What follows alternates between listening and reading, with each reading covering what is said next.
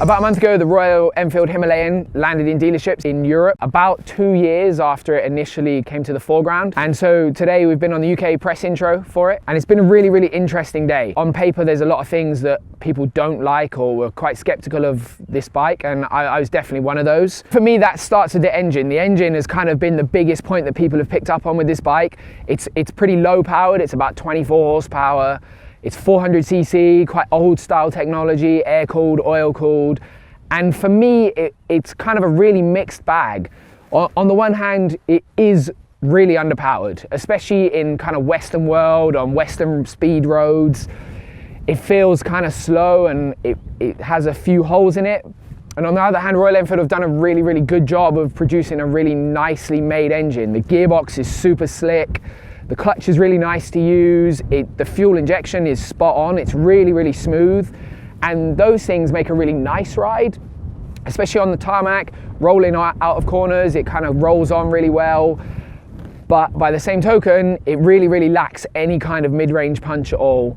And it feels like that carries on over into its ability to deal with faster A roads and motorways.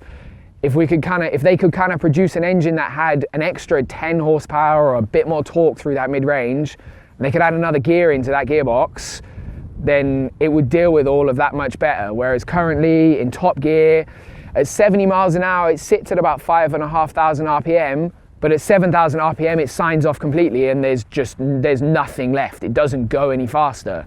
So that kind of mix feels a little bit lost on our roads. As soon as you're away from those faster roads and you're kind of doing 55 miles an hour as your top speed, bike feels lovely. It's really good. In the same way that a CRF 250L works on the road, it's really, really nice.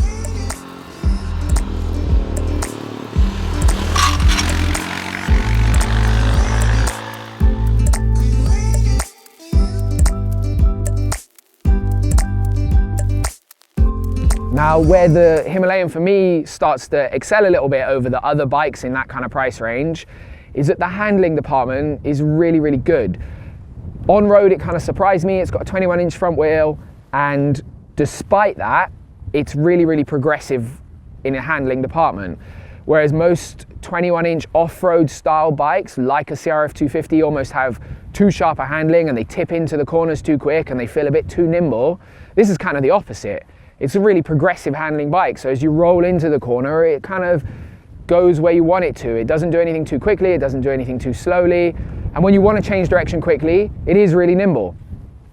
It's got a bit of a strange characteristic that a lot of small bikes have, in that the world feels like it's moving way quicker than it is. So 55 miles an hour on this feels like you're doing 100 on a GS. It's a different thing, but I really, really like the handling.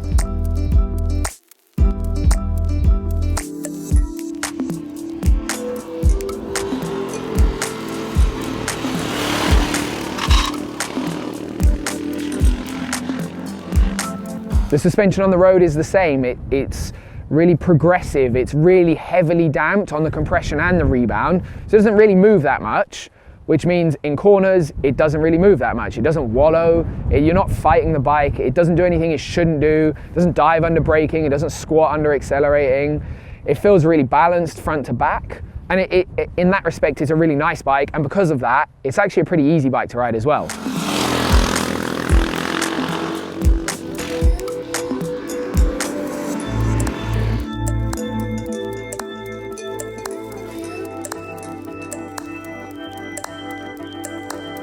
One of the biggest surprises for me with this bike, especially at this price point, it comes in at about 4 grand plus on the road and a couple of other little bits, is how nice the ergos are and how well built it is for that price.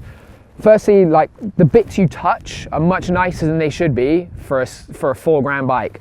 The grips are nice, the bar ends are nicely finished, the clutch is really light. It lacks a little bit of feel. Compared to maybe a more expensive bike, it's sometimes a bit hard to judge what is going on with the engine through the clutch.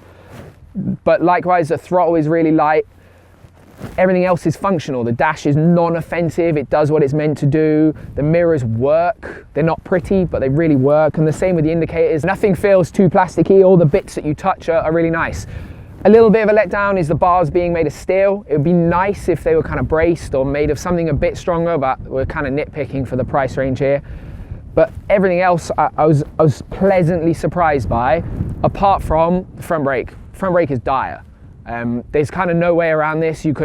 There's been lots of people suggesting that it works for Indian market and it works for this, but my personal opinion on the matter is that it's pretty dreadful. It kind of lacks any sort of power. It lacks any feel. It's really hard to judge what's going on. And because of that, it makes you a bit nervous to ride at normal road speeds on back roads, because if something does come out, you're not stopping, or you're using way more force than I want to have to use to stop. For example, to make it do a stoppie, I have to go four fingers, just because there isn't the power there. Now, I'm not saying that you need to do a stoppie, but that's kind of just the point.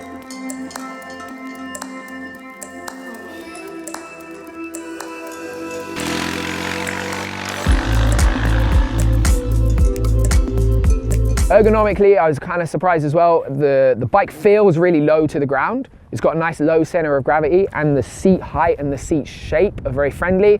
So it's super easy to get both feet down. I'm obviously quite tall, but I think even if you're not such a tall person, you're not going to struggle with this bike in that regards. They've been really smart about that. And even though I'm tall, the riding position is really comfortable. So the foot pegs to the seat and the handlebar relationship is really nice. The seat's got plenty of foam on it. It's a nice density, it's comfortable. It's kind of doing all the things it needs to do decently well without excelling and without being terrible. There's a couple of other little things with the Enfield that kind of love-hate things. I really like the foot pegs. They've done a really nice job of creating a good platform that works both off-road and on-road. We've taken the rubbers out for the launch because we were doing some off-road and there was a bit of mud and stuff involved. But the actual platform is really good. On the flip side, the gear lever design is super frustrating. For some reason, it's halfway through the foot peg. So on the road and off-road, I keep standing on the knuckle of the gear lever instead of just having my foot where I want to have my foot. It's a little thing, but it really bugged me all day.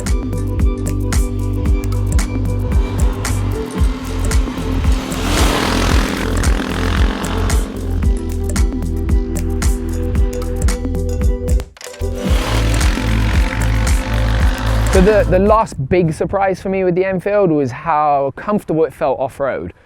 I was pleasantly surprised on-road this morning, but the way it handled on-road kind of gave me the feeling like it was going to be cumbersome off-road, and I was completely wrong. It was way easier to be precise and feel confident than I thought it was going to be. I could put the bike mostly where I wanted it to, the wheels felt really connected to the ground, and I was just generally really comfortable on it. The riding position is also really good. The relationship between the foot pegs and the handlebars when you're stood up is nice. The bend of the handlebars is perfect. They feel a tiny bit narrow, but they're really nice and flat and just so much better than bikes that are infinitely more expensive. It's a really nice setup.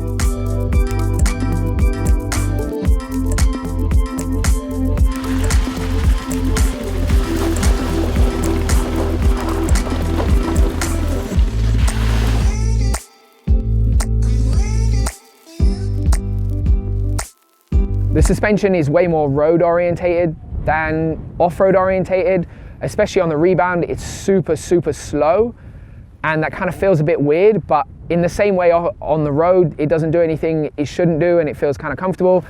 Off-road is exactly the same. You can kind of hit things and nothing happens. It doesn't really scare you in any way. It kind of just soaks everything up and lets you get on with it. You definitely can't push like you would be able to push on a more off-road orientated bike. But for general like adventure riding dirt roads, riding kind of muddy tracks and going from A to B style riding where you're not hunting out the most difficult stuff you can find, I was really surprised at how comfortable it felt.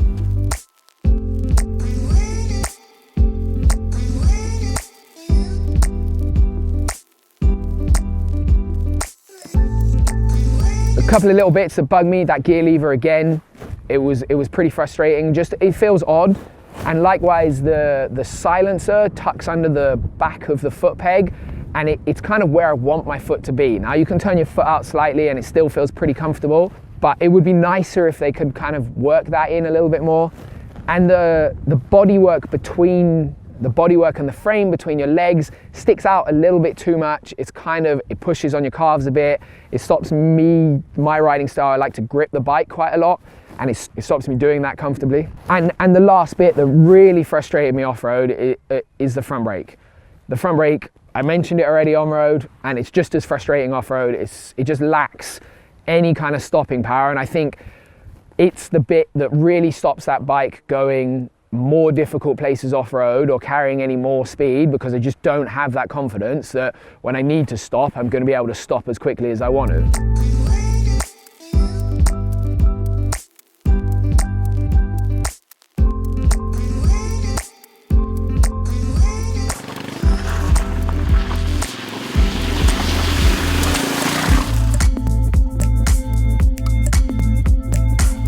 Overall, the Enfield's really surprised me how much bike it is for the money. It's way better built than I thought it was going to. There's nothing flimsy on it. It works. The wind protection is decent. It's got a decent amount of fuel. You're kind of getting decent mileage, 150 miles or so if you're riding a nice average pace.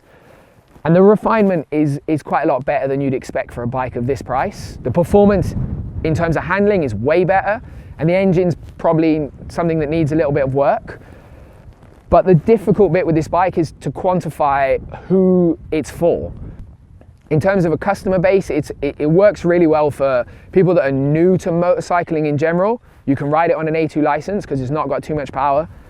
If you're looking for a really cheap bike that you don't mind throwing down a dirt track, and you don't mind, it's not going to break easy. You might break an indicator here or there, but everything else feels really solid.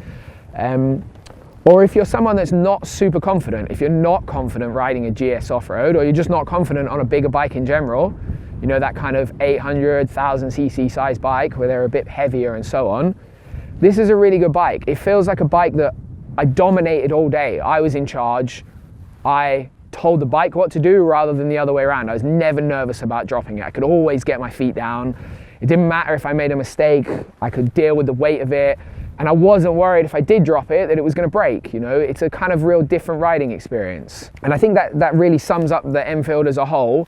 Compared to most of the bikes that we typically ride, it's a really different riding experience. It's way more chilled out. Everything feels faster, but because you ride slower, you kind of take a little bit more of the world in. I think if you can accept that, then, or that's something that appeals to you, the Enfield's an awesome bike. If it's not the bike for you. It's quite simple, really. It's not perfect, but it's $4,000. So you kind of have to always take that into account as well, really. And that's about it. So if you like this video, subscribe. We make videos all the time. They're awesome. We've got a Facebook page. We've got an awesome website. Head over there. And remember, guys, life's better when you're riding.